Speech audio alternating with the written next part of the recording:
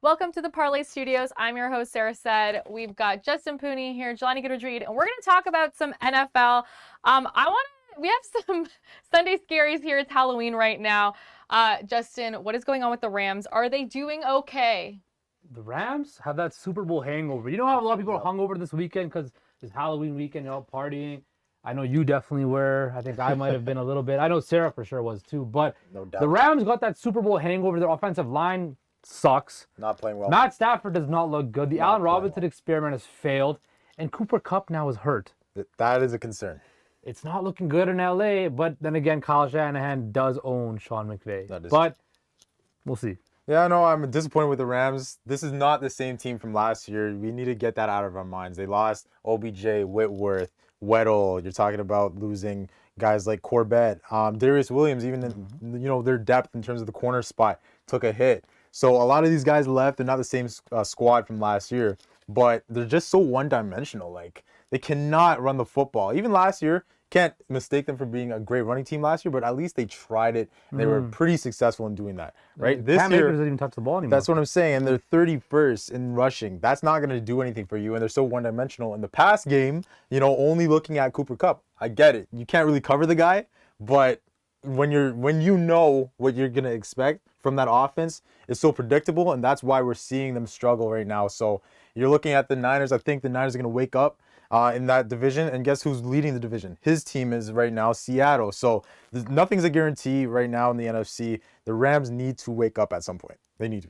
Well, let's talk about DJ Moore, Panthers wide receiver, his catch, and what happened after the catch. Panthers fans definitely are going to be very woke up this morning feeling like garbage. But you know what? It's not his fault. It's Eddie Pinero's fault. Thank you. He had how many chances did Eddie Pinero have to win the game? And he choked every time. Bro. You're a kicker. You have one job. Professional. Kick the ball through the uprights. That is it. And he couldn't do it. Couldn't do it twice. That throw by PJ Walker to DJ. Fantastic. Unbelievable. I can't even believe he got it down. Unbelievable. The field. DJ Moore.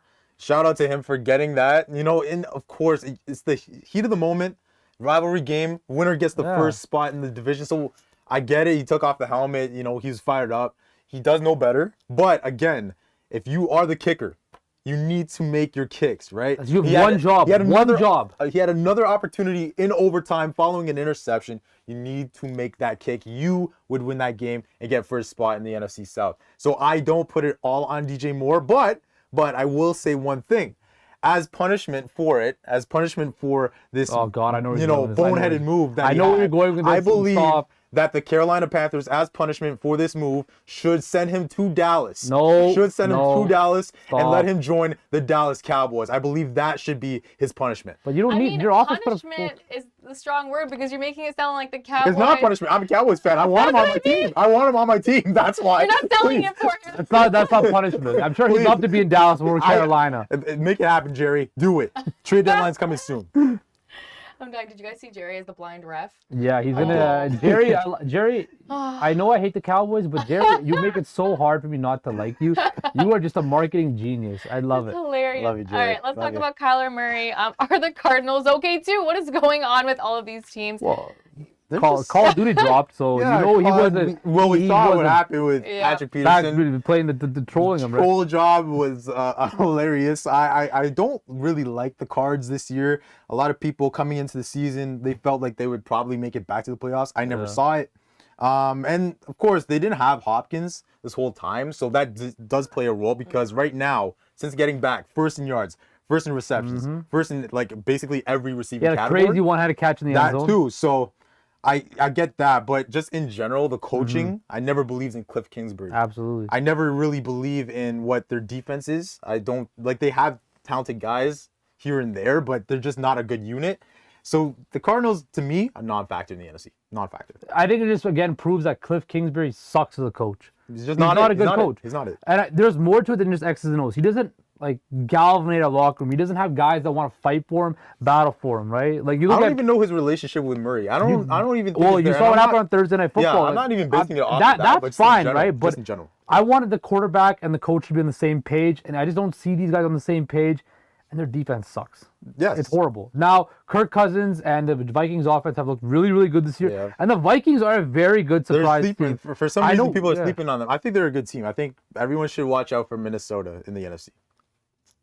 I think so Okay, too. another scary team, the Raiders. Very scary.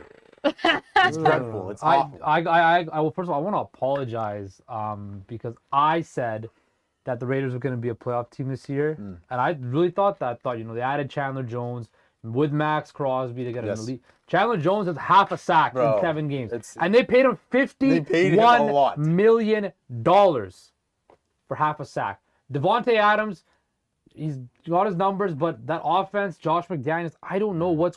There's so much talent on that offensive side of the ball that I don't know what the hell's going on with the Raiders. Well, that's why I'm saying, do we put somebody on fraud watch named Derek Carr? I like Derek Carr. Yeah. And you could say, okay, right now he's 15th in passing yards this season, but the talent is there for you, okay? We saw what you did last year. Now you bring in Adams, right?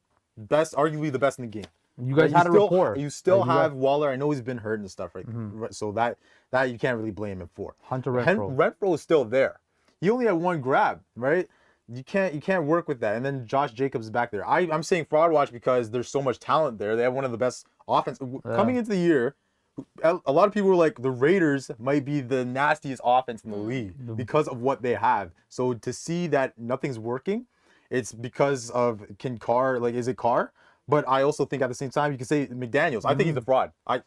What has he done? What has he done outside of being an offensive coordinator? You're absolutely right. Like, who knows? He hasn't done anything. Who knows, right? You look at the Denver years, nothing. You look at what's happening right now with what you're given, you should be doing more right now. They should be a lot better. And the margin of error is very small in the NFL. And we saw the first few weeks, they were losing games that they shouldn't have lost. They shouldn't be, the record should not be what it is right now. The Raiders, I'm very disappointed in the Raiders right now. Very disappointed. I think, like, when you look at the Raiders, right, there's so much expectation, stuff like that. And I think the whole excuse of it's a new system and stuff like that is out the window now because you've had all this time and it still doesn't work. Don't know where the Raiders go from here because they have so much invested now. Where do they go? They have to make this work. Like, you had Rich Bisaccia last year. Yeah. He's not a great head coach. I'm not saying that, but he got those guys to the playoffs and despite everything they dealt with. Yeah. Right? They let him go. You bring in a guy like McDaniels, another big name. The Raiders love big names, okay? And nothing ever happens with it. Cowboys like big names. No, I'm saying the Raiders, though. The head coaching has not been good in Oakland, Vegas, wherever y'all are, okay? It hasn't been good. Ever since John Gruden was first there. Thank you. So I'm just saying this is yet another example of Davis trying to get somebody in the door, believing in him, despite the fact that there is evidence displaying fraud behavior. I think what the Raiders need to do is they need to just draft well.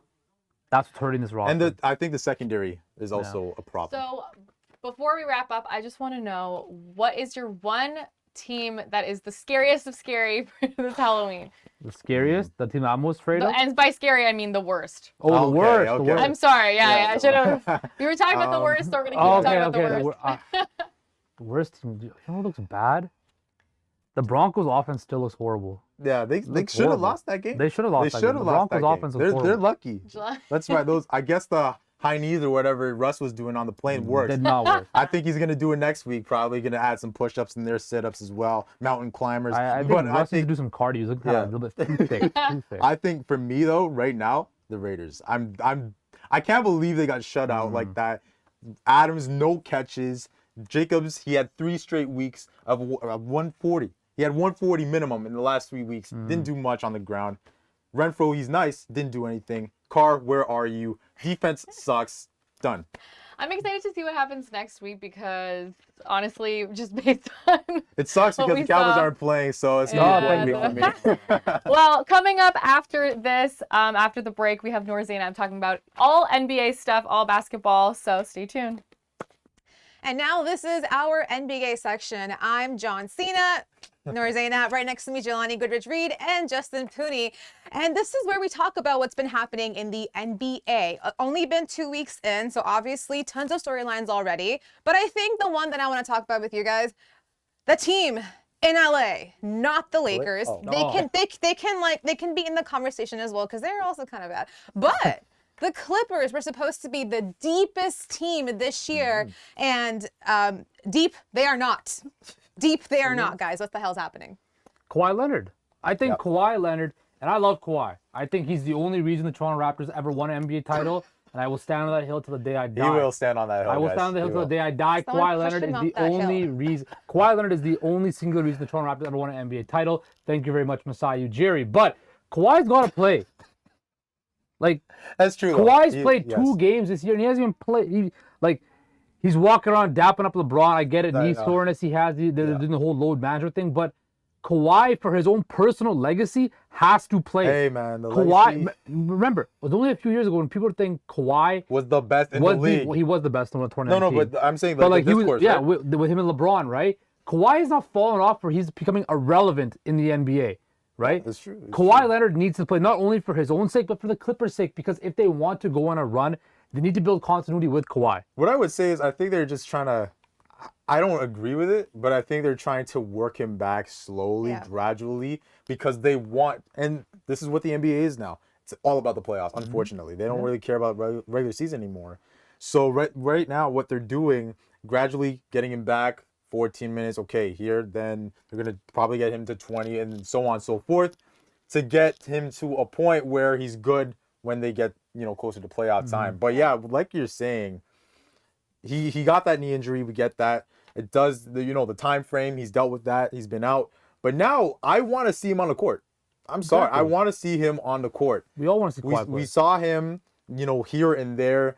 I think he has to play. I think he has to play a lot more. And you said it. A few years ago, it was true. A lot of people were talking about Kawhi and everyone else because he was on top of the mountain. He won with the Raptors, and then everyone was expecting him to win the bubble. Didn't happen. Yeah. We know that. But I even remember guys like Colin Cowherd. We're talking about how if he won with the Clippers, he'd be top 5 all time. That was the discourse. Yeah, no, that was that's- the yeah. discourse. Okay, and now, yes, I love the point he brought up about the legacy. Where do we put Kawhi? He's only been Where all. do He's we- been a league for But this long. He's been my a 5-time question All-Star. there about his legacy is he Yes. doesn't care about his legacy. You know what I mean? If I'm I know- Kawhi, I you know know he him does, as a yeah. guy. He doesn't care about But his legacy. I think he does because no, why? He tells you all the time, I'm only here to play the But what did game. he He's not doesn't- here to he doesn't comment say on the anything sport, ever. comment about anything. Yes, he did. They were asked him what if he had watched the game. He said, I don't watch basketball like that. For him, we have seen this before. This is not his life. His life is about his family, other things. So yes, legacy I for would me, say- I wouldn't yeah, say it's a but factor I would for say him. just how we How we see it, But this- absolutely. but For the conversation that going to be happening afterwards, that matters to us. Does not matter to Kawhi, which is why I think he lets himself sit probably more than he needs to. And I think I think a lot more. a lot more lot than he more. needs to. And I think you're right in that where like this is still a newer team where you're kind of putting back Kawhi in the lineup as well as Paul George and now John Wall, Norman Powell. But I think what I see with this team that's a clear flaw is their offense. They're not making their shots. They're not good at their shots at all. They're the 29th worst offensive rated team in the league right now, right ahead of the Lakers, who are number 30th. So LA is spooky this weekend. I'll give you that. But that's my thing where I'm like, we thought it was going to be a really deep team. You have all these guys that were able to come I still through. think they are deep. Like I think It's just all with- about, it's all about the continuity. They're Yeah. missing Kawhi. And yeah, when you got guys, coming in and out of the Yeah, lineup, There's it's no gonna be chemistry. tough. There's It's gonna be zero tough chemistry to get that. And So we've that's seen why we've seen the NBA. The last teams that have been successful, chemistry. They've been together for that's years. also why I That's why don't the super like team when era you is throw dead. guys together. You can't just The throw guys super team together. era is dead in the NBA. This league is about names. We know that, right? But you can't expect to just put guys, big names together and expect a chip. It doesn't work that Absolutely. way. Doesn't work that no It more. never works that way. So that's why if you are somebody that believes in the Clippers this season, you're gonna have to, expect to see more continuity at some point. I do expect that to happen. Mm-hmm. I believe in Ty Lue.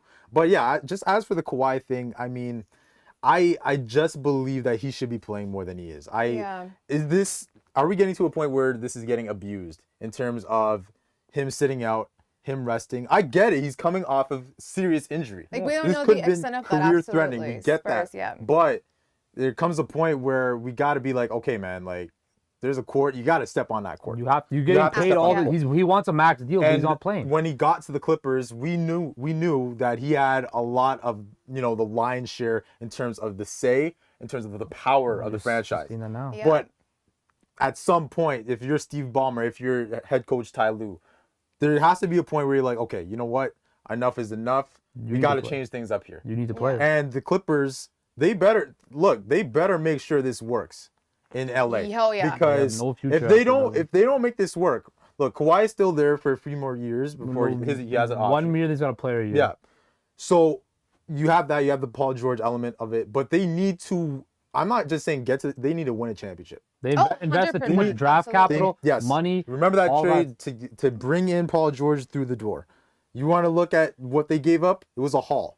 Okay. The absolutely. expectations since the bubble, championship. Where haven't are done we? it. Okay.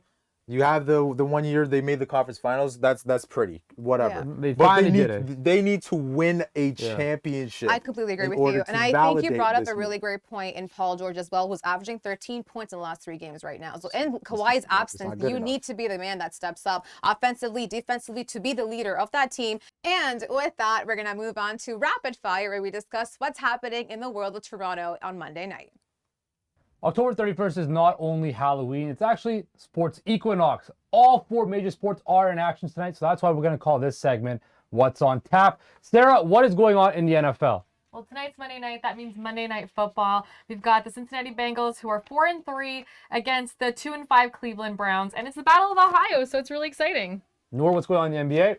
It's going to be Raptors versus Hawks tonight. Trae Young and DeJounte Murray, stop it. They're in Toronto tonight, and unfortunately, they might be raining some threes on us because we know they can shoot and we cannot. But the Trae Young and the Atlanta Hawks have had a lot of easier competition in the past, so I'm thinking Raptors might be their tough one so far. So we'll see how it fares out for both teams.